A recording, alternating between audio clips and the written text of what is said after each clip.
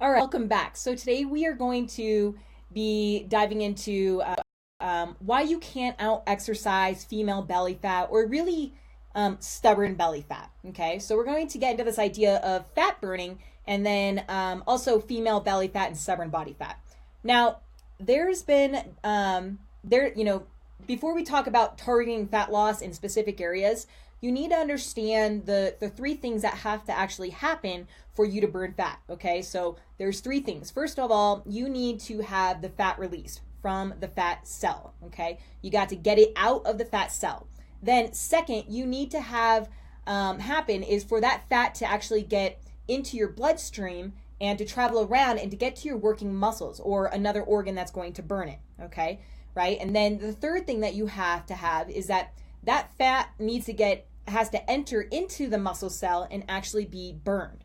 So there's three things that actually have to happen. Okay, so what's really interesting and what I see so many people do is this: they go do their workout and they go for a jog and they said, all right, great, I went for this jog, or I did this this CrossFit class or this workout, and I exercised, I released some fat, I feel like I burned fat or whatever, I did my job, now I can just sit down and eat. Okay, and to make it worse, let's say they jump right into a stressful work environment or family environment, and they are just cramming food down, like oatmeal or a donut or bread or something like that.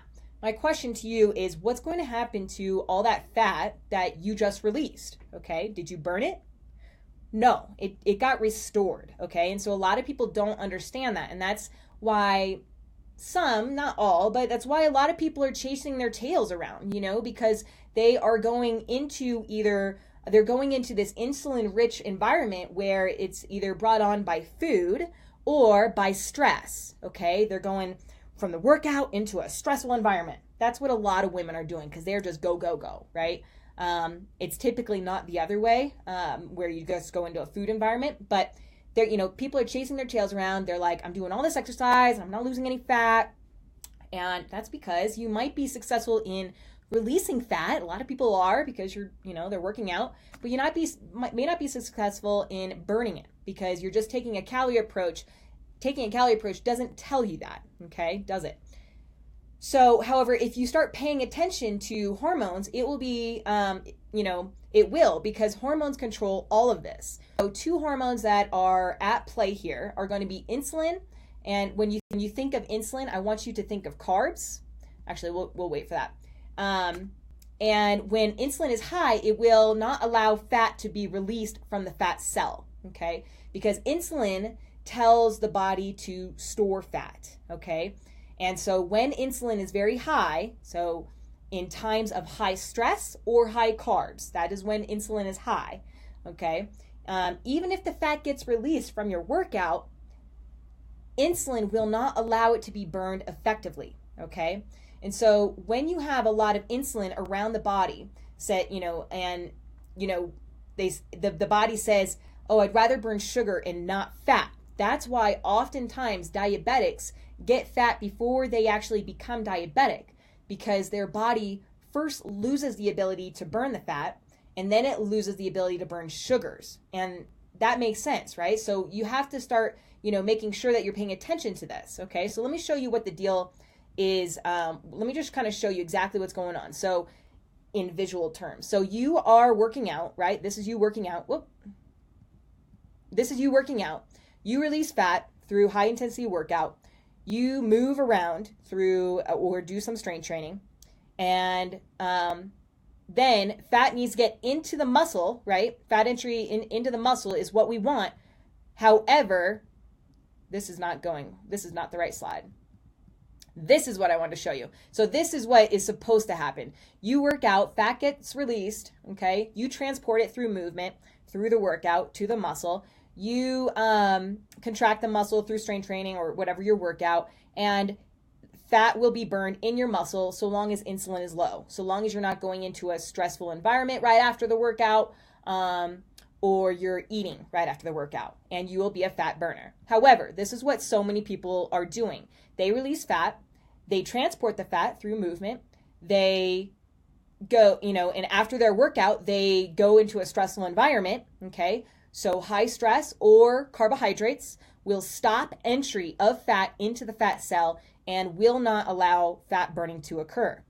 And what happens is this fat just gets restored, and it just becomes a cycle, just over and over and over. Fat release, fat stored, fat release, fat stored. And this is what's going on with so many people, okay? So let me show you what the deal is with female stubborn fat, which is typically in the hips, butt, and thighs, okay? And sometimes belly too. And I'll show you this really quickly. So here is an example of a male and female fat distribution. On the left, it's male. The right, it's female. As you can see, women tend to hold their fat in the hips, butt, and thighs, where men are going to hold it in the belly. You can see this anytime you're walking down the street. And what you'll see is that women tend to struggle with fat loss in their stubborn areas because their fat is being impacted differently, okay, by hormones in those areas. And this is why, men tend to lose fat more readily because different parts of your body have different receptors. Some of them have beta receptors and some of them can't have alpha receptors.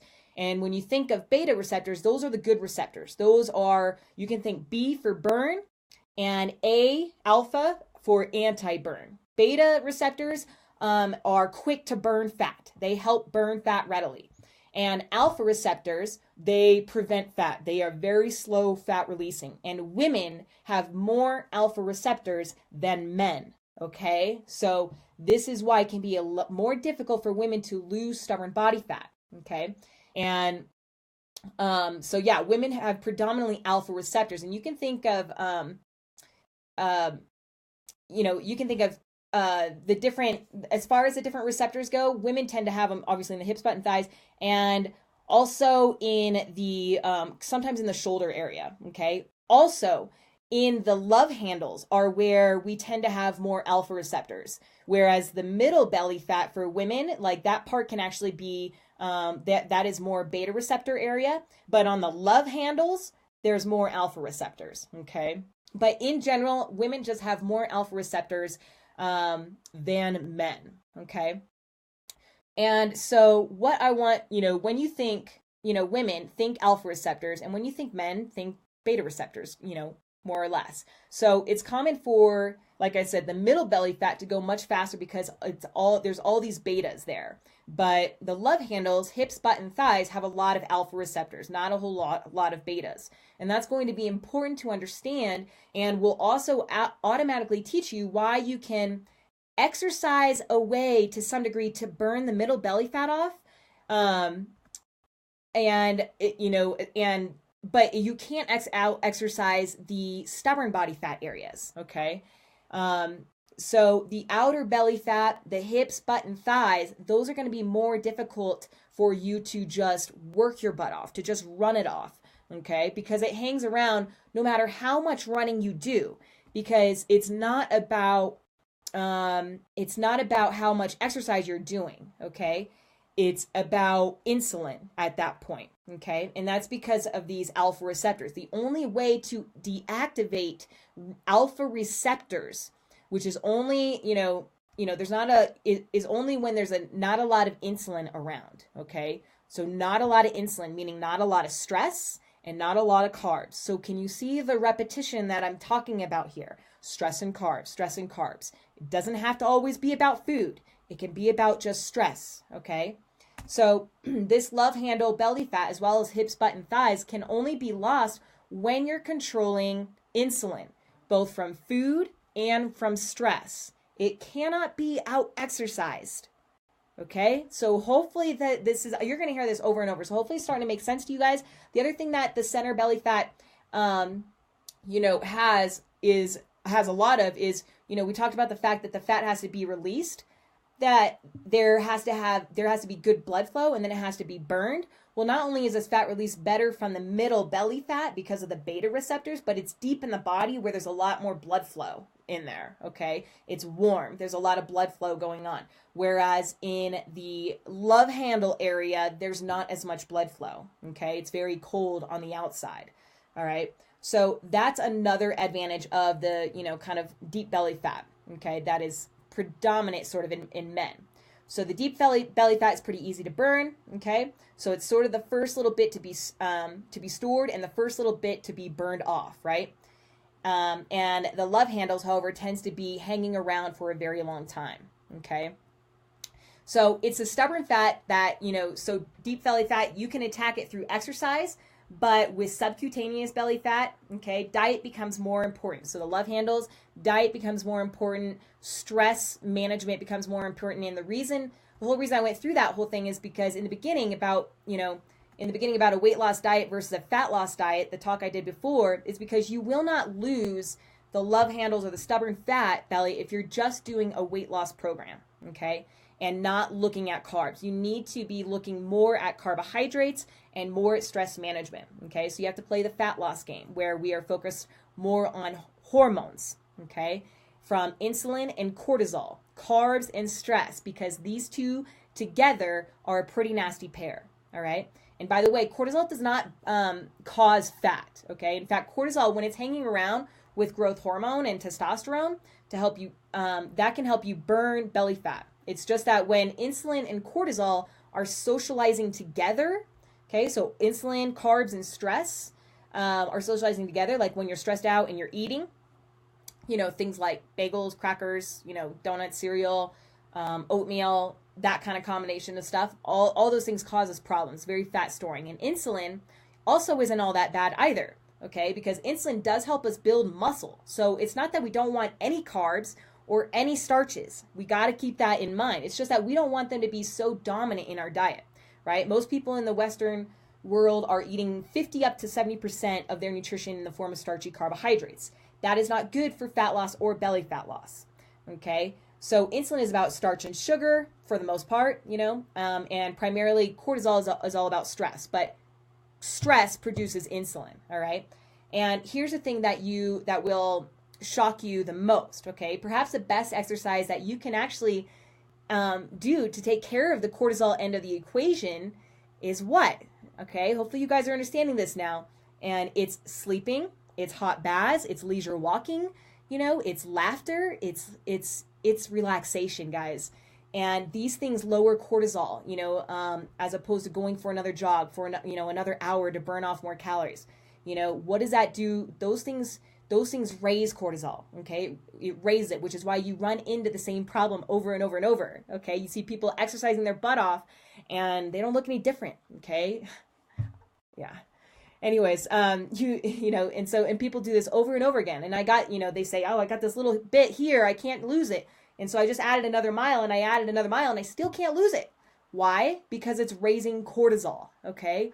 So rather than adding another mile, how about adding another hour to your sleep or another 15 minutes in a sauna or going for a walk, a relaxing walk? So one more time, guys, you want to be moving to a calorie counting approach to a carb counting approach, right? To deactivate the alpha receptors. And we want to be moving from that long endurance to short hit and a lot of long relaxing exercise, okay?